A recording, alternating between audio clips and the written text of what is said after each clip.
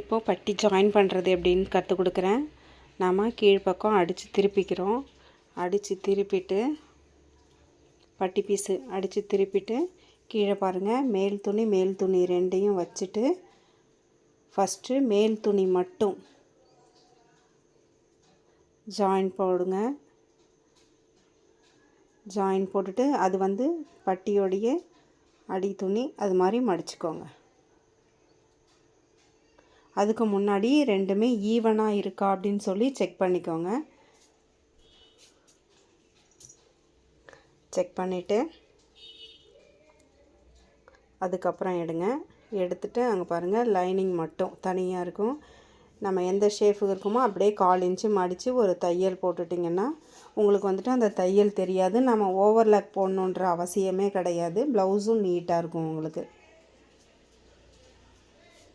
இதில் எதாவது டவுட் இருந்ததுன்னா என்னை கேளுங்க, நான் உங்களுக்கு சொல்லி கொடுக்குறேன்.